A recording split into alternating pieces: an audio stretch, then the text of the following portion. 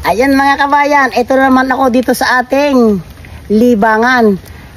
Pero ang kinuha ko ngayon, ayan kung makikita nyo, yung ating mga labong. Dahil po itong ating lupa dito ay bukod sa tanim na saging, napakarami po ditong tanim na kawayan. Dahil nga itong ating lupa na ito ay maraming sapa at ilog halos napapalibutan. Kaya napakarami. Ayan kung makikita nyo naman yung ating mga kawayan, nakakatuwa po naman. Kaya marami tayong nakuhang labong at kukunin na natin yung huli natin kukunin na labong. Eto na po siya mga kabayan.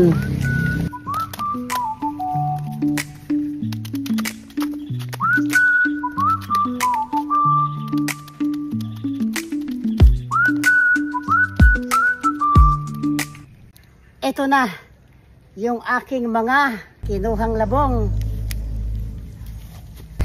Kaya mga kabayan, the best talaga kapag sa bukid tayo nakatira. Dahil nga ayan, organic yung ating iuulam.